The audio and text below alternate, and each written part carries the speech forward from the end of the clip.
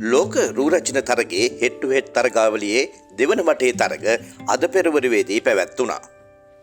මේ වටේ සඳහා සුදුසුකම් ලැබූ රූරජනයන් ගන්න 20ක්. අනුදි ගුණසේකර ඒ සඳහා අවස්ථාව ලබා ගත්තේ ආසියා ඕෂනියා කලාපයේ තරගකාරයන් අතරින් පළමු වැන්නා බවට පත්වෙමිනුයි. අද ඇය අදහස් දැක්වේ ඔබේ ව්‍යාපෘතිය වැඩ කරද්දී ඔබේ ප්‍රජාව සහ ලෝකයේ තුල කාන්තාවක් ලෙස භූමිකාව වෙනස් වී ඇත්තේ කෙසේද යන්න පිළිබඳව අසන ලද ප්‍රශ්නයට අනුව එහිදී මේ විදිහට අදහස් දක්වා තිබුණා. සුබ උදෑසනක් නෝනාවරණි මහත්තුරුනි. පළමුවෙන්ම මට අද මෙහි සිටීමට ලබා දුන් අවස්ථාව ගැන ස්තුතිවන්ත විය යුතුයි. ඊට හේතුව මම සෑම වසරකම හෙට්ටුවේ චැලෙන්ජ් නරඹනවා. වගේම අද මම මෙහි අවසන් තරගකරුවෙකු ලෙස පෙනී සිටින බැවින් මම නැවත වතාවක් කෘතඥ වෙනවා. මම මුලින්ම කතාවක් කියන්නම්. මට වයස අවුරුදු 12 දී විතර මම මගේ පාසල නියෝජනය කරමින් තරගයකට සහභාගී වුණා. එතනදී තවත් පාසලක ගෑනු ළමයෙක් මා සමග හිටියා. ඇය සිටියේ උසප් වෙලා. ඇයට වැසිකිළියට ගිහින් සනීපාරක්ෂක තුවාය මාරු කරගන්න අවශ්‍යතාවයක් තිබ්බා. ඉතින් මම ඇහුවා ඔයා තරගය පටන් ගන්න කලින් ඒක කරගත්තේ නැත්තේ ඇයිද කියන එක. ඇය මට කිව්වා මට තියෙන්නේ එක සනීපාරක්ෂක තුවායක් විතරයි කියලා. වැඩිපුර භාවිතය කිරීමෙන් අපතේ හැරීමට නොහැකි බවත් ඇය ඒ අවස්ථාවේදී කිව්වා. එතකොට මට හිතුණා ඇයි මෙහෙම වෙන්නේ කියලා. ඒ ගැටලුව මට කවදාවත්ම ඊට පෙර දැනලා තිබ්බේ නැහැ. මම විශ්වවිද්‍යාලයේදී ශ්‍රී ලංකාවේ විවාහ සංස්ථාව තුළ සිදුවන ශ්‍රී දූෂණය අපරාධකරණය පිළිබඳව පර්යේෂණ කළා. මොකද ඒක වෙනත් බොහෝ රටවල වගේම තවමත් ලංකාවේ අපරාධමය වරදක් ලෙස ගණන්නේ නැහැ. කාන්තාවන් තමන්ගේ කාන්තා අයිතිවාසිකම් පිළිබඳව ඇති දැනුවත්භාවයේ මට්ටම හා අපරාධකරණයේ ක්‍රියාවලිය අතර සම්බන්ධය සොයා ගැනීමට මට අවශ්‍ය වුණා.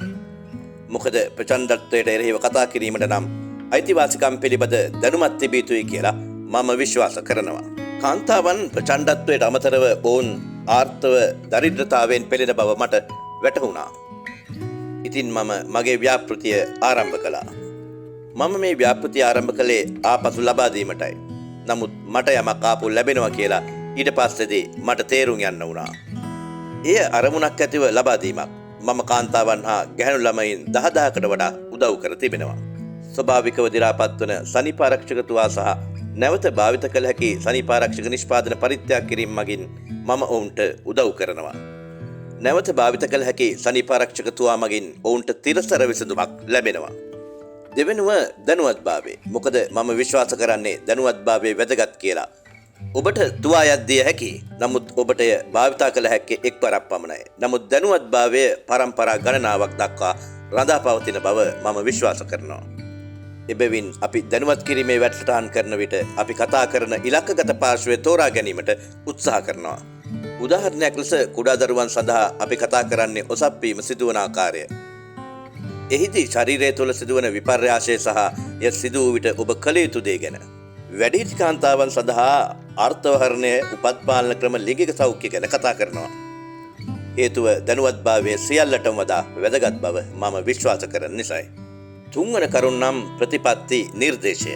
ශ්‍රී ලංකාවේ සනීපාරක්ෂක තුවා සඳහා වන බදු අනුපාතය 52ක් වනවා. අපට ඒක අඩු කිරීමට සිද්ධ වෙනවා. ඒ නිසා මම මගේ රටේ අගමැතිනිය හමු වී ඒ ගැන සාකච්ඡා කළා. අවසානයේදී ඔවුන්ට යමක් දීමට උත්සාහ කිරීමෙන් මට අරමුණක් ලැබුණු බව මට වැටහුණා. මට අරමුණක් පිළිබඳ හැඟීමක් ලැබුණා. කාන්තාවන් සීමා කළ යුතු බව මම තවදුරටත් විශ්වාස කරන්නේ නැහැ.